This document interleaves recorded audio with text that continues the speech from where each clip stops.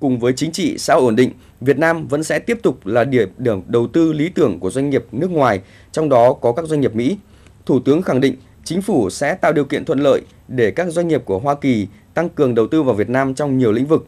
Và hiện chính phủ đang rất quan tâm và mong muốn các tập đoàn lớn của Mỹ trong lĩnh vực sản xuất điện, thăm dò và khai thác dầu khí sớm kết thúc đàm phán để có thể ký kết hợp đồng với các đối tác Việt Nam vào giữa năm nay. Bên cạnh đó, Việt Nam cũng hoan nghênh các công ty của Mỹ sớm triển khai các dự án đầu trong nhiều lĩnh vực khác nhau. Thủ tướng Nguyễn Tấn Dũng cũng nhấn mạnh, hiện Hoa Kỳ bán hàng số 1 của Việt Nam với kim ngạch hai chiều năm ngoái đạt tới 13 tỷ đô la Mỹ và có thể đạt tới 14-15 tỷ đô la Mỹ trong năm nay. Song chính phủ cũng tin rằng Hoa Kỳ cũng sẽ từ vị trí thứ 6 như hiện nay vươn lên thành nhà đầu tư số 1 ở Việt Nam. Để tạo điều kiện cho hai bên hiện thực hóa được mục tiêu này, Thủ tướng đề nghị cộng đồng các nhà doanh nghiệp Mỹ vận động chính phủ Hoa Kỳ sớm đàm phán để hai nước đạt được hiệp định khuyến khích đầu tư song phương, cũng như việc chính phủ Hoa Kỳ sớm dành cho Việt Nam quy chế thuế nhập khẩu ưu đãi GPS. Việc hai nước tăng cường được quan hệ thương mại và đầu tư sẽ tạo cơ sở để xây dựng mối quan hệ hiểu biết, tin cậy và hữu nghị giữa hai dân tộc.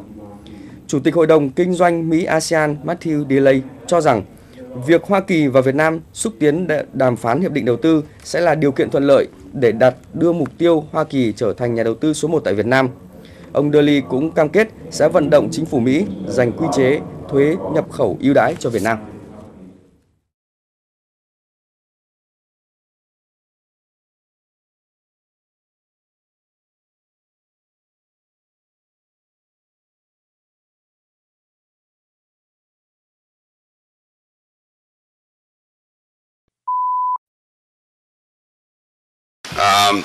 I do want to thank you all very much for coming here today. I love to do these things. I think that getting out and talking to particularly university students is one of my favorite tasks that I perform around, that I have done around the world and now here in Vietnam.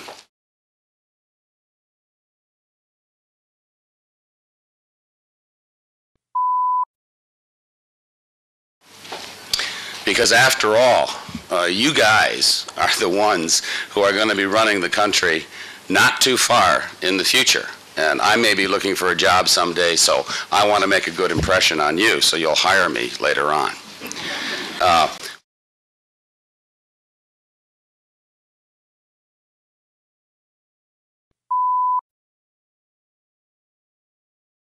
What I want to do is I want to talk just for a few minutes. I'm not going to talk a whole lot, but what I really want to do is to have a conversation with you. I want to hear what's on your minds. I want to hear what you want to know about, and I'd like to hear some of your views and your opinions on just about anything that you want to talk about. Why don't I just start out by telling you a little bit of what I have been doing here in Vietnam for the past, must be about 7 months now.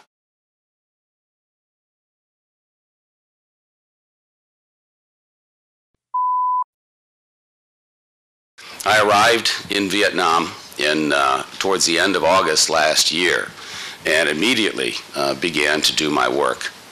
And one of the first things that I did was I was honored to be able to meet with President Viet, with Prime Minister Zum, and with pretty much each one of the cabinet ministers and the deputy prime ministers as well.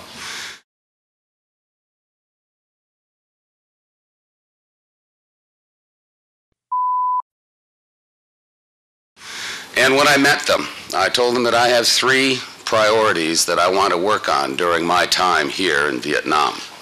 The first one is to continue the dialogue with the government of Vietnam on human rights. This is an area where we do have some differences, and we can talk about that a little bit more later on if you'd like.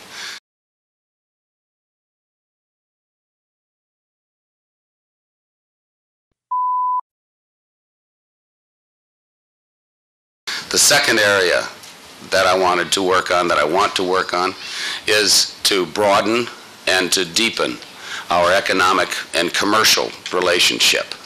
It's one of the fastest growing economic and commercial relationships in the world, and we believe that it's of huge benefit to both of our nations.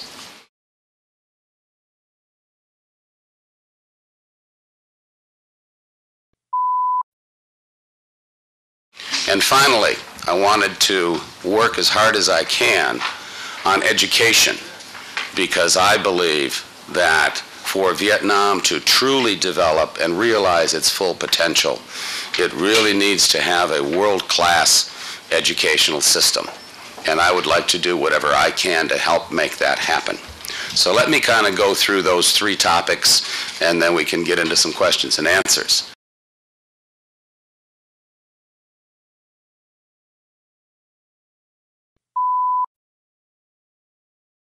On human rights, we have, this is the one area which is probably the most difficult in terms of my dealing with the government of Vietnam. We have some very different views on some things, mainly different views on things like freedom of expression, freedom of assembly, freedom of speech, things of that nature.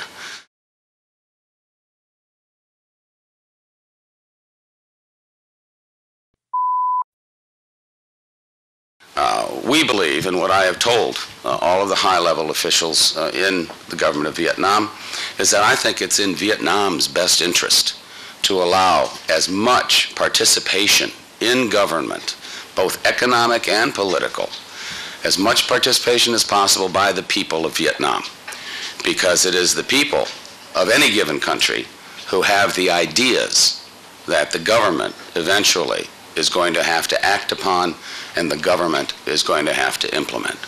So the more people that can talk about more subjects freely, I believe the better off Vietnam will be.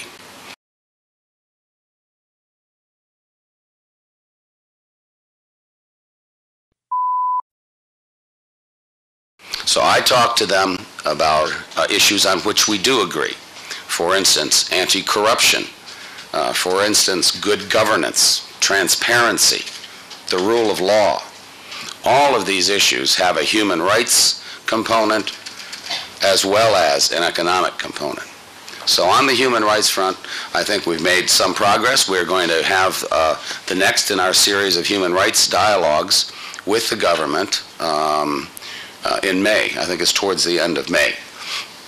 And I expect that as long as we have mutual respect and goodwill on both sides, that we will be able to make some progress there.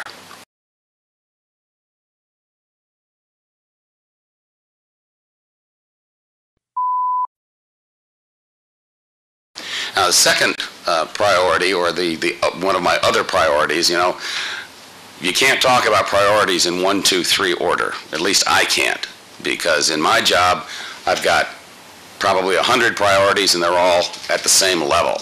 And I have to work on them all the time. But anyway, the ones that I really want to work on besides human rights is broadening and deepening our economic and commercial relationship with Vietnam.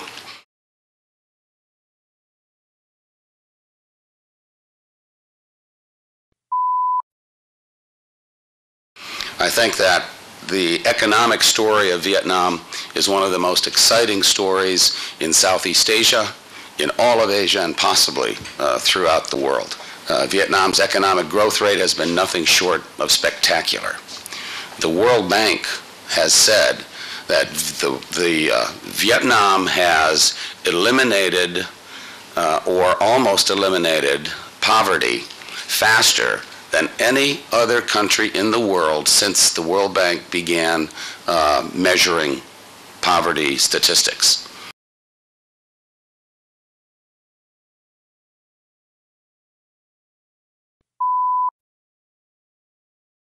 And I think that's something that you can all be extremely proud of, and something that we have to continue to press the government and everybody in Vietnam to continue to work on, because as you all know, there is still a lot of poverty in Vietnam that needs to be eliminated.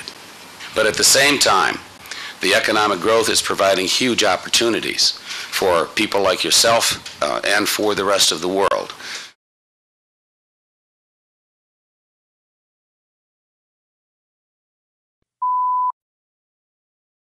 Vietnam is the #2 exporter of rice, of coffee, of cashew nuts, of a number of different products. Of pepper. Pepper is the world's largest exporter of pepper. And Vietnam has some of the best resources in the world. And when I say it's got the best resources in the world, I mean it's people. People who are willing to work hard, to study hard, and people who want to have a better life for yourself and a better life for your country.